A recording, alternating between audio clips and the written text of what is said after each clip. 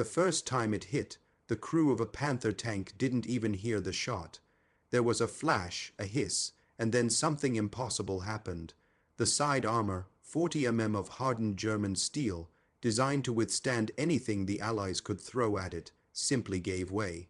Not shattered, not cracked, it opened like butter under a hot knife. Inside, the air turned to fire. Metal glowed orange, then white. The loader's hand was still on the breech when the wave of superheated gas hit. 3 seconds, that's how long it took for a crew compartment to become a crematorium. The radio operator tried to scream, but his lungs had already collapsed from the pressure spike. Only the driver, wedged in the front hull, survived long enough to crawl out, his face a mask of char and disbelief. "Das war eine Granate." He whispered to the medics, "That wasn't a shell." He was right. It was something else entirely, something that would haunt the Wehrmacht through the winter of 1944, a weapon that defied everything they knew about armor, ballistics, and the laws of war itself. If you love stories hidden behind history's headlines, hit subscribe, because what comes next rewrites everything you thought you knew about World War II. By the autumn of 1944, the war in Europe had become a brutal equation of steel versus steel. Every tank battle was a mathematical duel. Thickness of armor, velocity of shell, angle of impact. The Germans had mastered this game. Their Panther and Tiger tanks were rolling fortresses, frontal armor so thick that standard American shells bounced off like pebbles. U.S. tank crews called them death traps in reverse because fighting them was suicide. The M4 Sherman, America's workhorse tank, was outgunned and outmatched. Its 75 mm gun could barely scratch a Panther at range. Even the upgraded 76 mm guns struggled. Reports from Normandy were grim. Sherman crews needed 5-to-1 odds just to survive an engagement. Morale was hemorrhaging. Something had to change. That's when the Office of Scientific Research and Development made a quiet breakthrough. Deep in Aberdeen Proving Ground, Maryland, ballistics engineers had been experimenting with a radical concept. A projectile that didn't rely solely on mass and speed, but on material science. Tungsten carbide, a metal so dense, so hard that it could punch through steel like a needle through cloth. But tungsten was rare, expensive, and the physics were untested in combat. Could it really work, or would it be another failed experiment, another promise that died in the field? The answer was about to be written in fire. The weapon they created was officially designated the M93H VAP, High Velocity Armor Piercing. To the engineers who designed it, it was a marvel of metallurgy. To the soldiers who would fire it, it was simply called the hot shot. The round was smaller than standard ammunition, wrapped in a lightweight aluminum sabot that fell away after firing, allowing the tungsten core to fly at velocities never before achieved over 300-400 ft/s. That speed was the key. When tungsten moving at such velocity strikes hardened steel, something extraordinary happens. The kinetic energy doesn't just crack the armor, it transforms. The impact zone heats. Temperatures exceeding 100-200 degrees C in milliseconds. The tungsten penetrator doesn't melt. Tungsten's melting point is too high, but the steel around it does. The projectile essentially drills through, creating a jet of molten metal and superheated gas that floods the interior. The first shipments arrived in France in October 1944, distributed only to veteran crews with strict orders. Fire sparingly. Each round cost more than a soldier's monthly pay. There was no room for waste, no room for testing. The rounds were to be used only against heavy armor. Panthers, Tigers, the new king. Tigers rumored to be moving west. Nobody told the tank crews what would happen when they pulled the trigger. They were about to find out. The first recorded engagement occurred near Metz, France, on October 29, 1944. A platoon of M4 Shermans equipped with the new 76 mm guns encountered 3 Panther tanks defending a river crossing. The German crews were confident they'd been hunting Shermans for weeks. Standard doctrine: wait for the Americans to close, absorb their fire, then obliterate them at leisure. The lead Sherman fired at 800 yards, not with the usual armor, piercing round, but with the new HVAP. The gunner, Sergeant Michael Hartley, didn't know what to expect. The recoil felt sharper. The report was different, but what he saw through his periscope made him question his sanity. The Panther simply stopped. No explosion, no dramatic turret blow-off. It just stopped. Smoke began pouring from the hatches, then screaming, then silence. The other two Panthers retreated immediately, something unheard of for veteran Panzer crews. They didn't know what had hit their comrade, neither did Hartley. But when U.S. engineers examined the destroyed Panther days later, they found something that shouldn't have been possible: a perfectly round hole in the side armor, edges melted smooth as glass, and an interior that looked like the inside of a furnace. Jesus Christ! One engineer whispered, "It cooked them." The secret was out, but the legend was just beginning. Word spread through the armored divisions like wildfire. Crews who received the HVAP rounds treated them like sacred ammunition, hoarding them, mocking them, saving them for when they truly needed a miracle. Tank commanders began writing letters home, describing an almost mystical faith in the new shells. "We've got something now," one letter read, "something that evens the odds." But across the lines, something else was spreading: terror. German tankers began reporting incidents that defied explanation.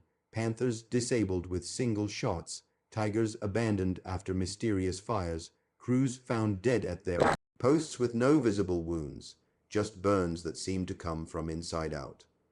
The Wehrmacht's Technical Intelligence Branch, Waffenum, collected battlefield reports and tried to piece together what the Americans had deployed.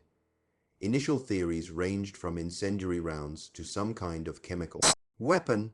One captured German officer insisted the Americans had developed a heat ray based on Tesla's theories.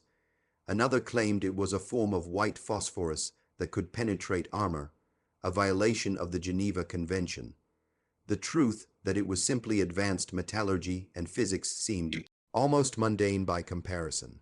But to the man in the tanks, there was nothing mundane about it. When you watched a Panther's crew bail out, screaming, faces blackened, uniforms smoldering, you didn't think about tungsten carbide cores. You thought about witchcraft.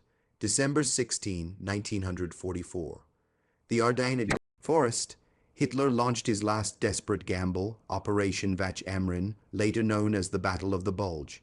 Over 200 German troops supported by hundreds of tanks smashed through American lines in a snowstorm. The goal: split the Allied forces, capture Antwerp, and force a negotiated peace. Before the Reich collapsed, Panzer columns rolled through the mist like iron ghosts. For 3 days, German armor seemed unstoppable. They overran positions, encircled towns, and pushed deep into Allied territory. American tank crews, many equipped with the HVAP rounds, found themselves fighting in chaos, low visibility, point-blank ranges, ammunition shortages. But something strange was happening. Panthers that should have dominated were being knocked out at impossible angles. A Sherman firing from concealment would hit once, just once, and the Panther would be done. Not disabled, done. Crews that tried to bail out collapsed in the snow, steam rising from their uniforms. German field reports became increasingly desperate. Enemy possesses unknown armor-defeating weapon. One radio intercept read, "Conventional tactics ineffective. Request immediate tactical reassessment." But there was no time for reassessment. The Panzers had to keep pushing. Every day counted. Every hour mattered. They didn't know they were fighting against physics itself, and physics doesn't negotiate. A farmhouse near Beststone encircled American forces were down to their last resupplies. Among the supplies, 60 HVAP rounds for the 76 mm guns. The tank crews guarding the perimeter knew they were facing an entire Panzer division. 300 German tanks against 17 operational Shermans. The math was genocide. Lieutenant Colonel Kitten Abrams, commanding the relief force, made a cold calculation. Every HVAP round had to count. No firing at infantry, no suppression fire, only killing shots against heavy armor. His gunners were instructed to wait until they could see the Balkan Kreuz, the German cross painted on the hull. If you can't see their paint, he told them, you're too far away. The attack came at dawn. Panthers emerged from the Triine, confident in their superiority. The first Sherman fired at 90 yards. The HVAP round hit the Panther's glacis plate, supposedly impenetrable frontal armor. The tungsten core punched through. The Panther rolled forward another 10 ft before the ammunition inside cooked off, blowing the turret 40 ft into the air. The second Panther commander saw this and hesitated, a fatal error. Another HVAP round took him through the turret side. The third Panther tried to reverse, too late. By the time the German attack stalled, 7 Panthers lay smoking in the snow. The Americans had fired 11 rounds total, 7 confirmed kills. Tankers began refusing orders to advance without infantry support. Some crews painted extra armor plates onto their tanks, improvised spaced armor, hoping to disrupt whatever devil round the Americans were using. It didn't work. The HVAP rounds punched through the extra plating and the main armor behind it. The tungsten cores were traveling so fast that the additional steel barely slowed them down. Panic set in.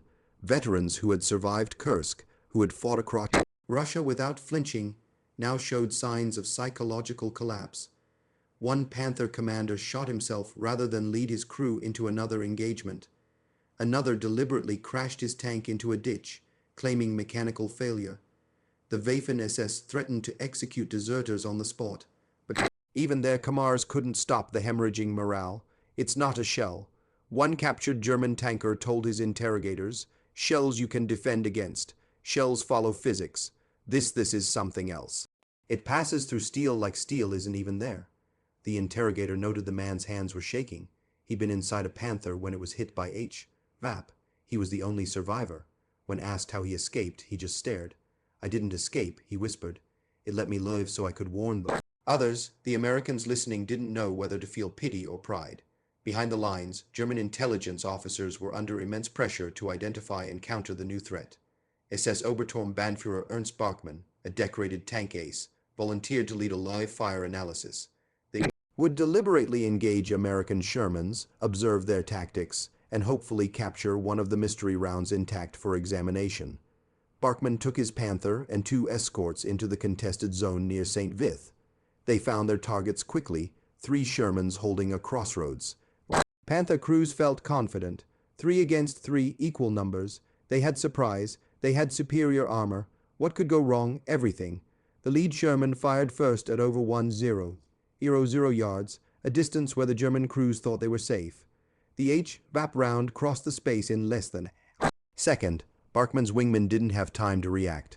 The tungsten penetrator hit his Panther just below the turret ring, punched through 30 mm of steel, ricocheted off the turret basket, and exited through the opposite side. The crew was dead before they understood they'd been hit. Bachmann ordered full retreat, but his second wingman's transmission was cut off mid-word. Another single shot, another dead tank. Bachmann's Panther fled at maximum speed, weaving through the forest, expecting any moment to feel that terrible final impact. It never came. The Americans let him run. They didn't need to kill him. They needed him to tell the others. By January 1945, the psychological impact of the HVAP rounds had become as devastating as their physical lethality. German tactical manuals were hastily rewritten. Pona commanders were instructed never to present their sidearm, to always move in pairs, to immediately smoke and retreat when encountering Shermans that might be equipped with the Witch round. Der Hexonus, as the tankers had begun calling it, but the Wehrmacht's industrial capacity was collapsing. There was no time to redesign armor, no resources to reinforce tank battalions, and most critically, no tungsten to develop a counterweapon. Germany had lost its access to tungsten supplies when they lost control of Portugal and Spain. The very material that made the HVAP so devastating was beyond their reach. It was a bitter irony. Germany's scientists understood the principle. Their metallurgists could have designed similar ammunition, but wars aren't won by understanding. They're won by resources, by production, by the simple ability to manufacture what you need when you need it. The Reich was out of time. Meanwhile, American production ramped up. By February, HVAP ammunition was being supplied to every 76mm and 90mm gun in theater. What had started as a scarce, precious resource was becoming standard issue. The experimental wonder weapon had become just another round in the ammunition rack. But to the Germans, still fighting, still dying, it remained something darker, something that couldn't be beaten. The definitive moment came at the Rhine crossing in March 1945. German forces had established a final defensive line anchored by King Tiger tanks, the heaviest, most powerfully armored vehicles in the world. Their frontal armor was over 180 mm thick. Nothing the Allies possessed should have been able to penetrate it. The German commanders knew this. They staked their entire defensive strategy on it. The Americans knew it too, but they also knew something else. They had upgraded HVAP rounds, the T-30E-16, the 90 mm gun, longer, faster, deadlier. When U.S. tank destroyers engaged the King Tigers at 200 YD, the German crews must have felt invincible. At that range, at that angle, they should have been untouchable. The first T-30E-16 round hit a King Tiger's frontal plate dead center. For a heartbeat, nothing happened. The German crew might have even laughed, thinking the Americans had wasted a shot on their strongest point. Then the turret hatches blew open. Black smoke erupted. Flames followed. The tungsten core had done the impossible. It had punched through 180 mm of the finest German steel ever produced. The crew inside never knew what happened. One moment they were invincible, the next they were gone. The other King Tigers retreated. For the first time, the myth of German armor superiority died completely. When Allied forces finally crossed the Rhine, engineers recovered dozens of destroyed German tanks and began systematic analysis. What they found confirmed the extraordinary physics at work. The HVAP rounds weren't just penetrating. They were fundamentally changing the battlefield calculus. Metallurgical examination showed that the penetration holes had clean, almost laser-like edges surrounded by heat-affected zones where the steel had partially liquefied before resolidifying. Inside the tanks, forensic teams discovered something more disturbing. Crew members killed not by spalling or explosion, but by the rapid pressure spike and thermal flash that followed penetration. Some bodies showed minimal external trauma, but catastrophic internal injuries, lungs burst, organs ruptured from overpressure. Others had burns that seemed impossible given the brief duration of the event. The tungsten penetrator, moving at hypersonic velocity, was creating a plasma-like jet that filled the crew compartment in microseconds. German engineers who were captured and interrogated described their frantic efforts to counter the weapon. They had tried everything: spaced armor, ceramic inserts, angled deflection plates. Nothing worked consistently. HVAP rounds simply had too much kinetic energy. We knew the physics. One German metallurgist explained, "We just didn't have the materials or the time to apply them." It was a scientific revolution delivered at the speed of a bullet. The final revelation came when U.S. technical intelligence examined captured German documents from the Ardennes offensive. Among them, classified reports describing unknown American weapons and psychological assessments of Panzer crews. One report dated January 12, 1945, was particularly striking. It described how German tank commanders were showing symptoms of acute combat stress disorder, not from combat intensity, but from unpredictability. The enemy weapon does not behave according to established ballistic principles, the report stated. Armor that should protect does not. Distance that should provide safety does not. Crews report feeling helpless, as if their training and equipment are meaningless. Morale impact is catastrophic. The Germans had encountered something worse than a superior weapon. They'd encountered incomprehensible technology. The HVAP rounds had created what military psychologists now call technological terror. The fear that comes not from visible danger, but from invisible, seemingly unstoppable force. It was the same psychological impact that medieval armies felt encountering gunpowder for the first time were soldiers in World War I experiencing gas attacks. The Wehrmacht Panzer divisions, once the pride of German military innovation, had been undone not by tactics or strategy, but by material science, by tungsten carbide traveling at 3 times the speed of sound, by physics weaponized. The war in Europe had less than 2 months left. Germany's tanks had already lost. When Germany surrendered on May 8, 1945, Allied ordnance teams compiled the final statistics. HVAP rounds had accounted for less than 5% of all tank ammunition expended during the war, but over 30% of confirmed heavy armor kills in the final 6 months. The numbers told a story of efficiency that bordered on the surgical. Each round, when properly employed, was worth 20 conventional shells. But the human cost told a different story. Interviews with surviving German tank crews revealed lasting psychological trauma. Men who had survived the Eastern Front, who had endured Stalingrad and Kursk, reported nightmares about the burning shot. The round that came without warning and left nothing behind but molten metal and ash. Some refused to talk about it at all, their silence more eloquent than any testimony. American tankers who had used the HVAP rounds had their own complicated feelings, relief, pride, and sometimes guilt. We'd see them bail out, one Sherman commander recalled, and they'd be different, shaking, broken. Not from fear of dying, but from fear of dying like that instantly. The HVAP rounds had given Allied tank crews a fighting chance against superior German armor, but they'd also introduced a new level of lethality to armored warfare, one that would shape tank design for the next 8 decades. Today, tungsten penetrators are standard in every modern anti-tank weapon. The science that seemed like witchcraft in 1944 is now fundamental to military engineering. Every tank, fired sabot round, every anti-armor missile owes its design lineage to those experimental shells rushed to the front lines in the dying days of World War II. The technology has evolved. Fins, depleted uranium, advanced ceramics.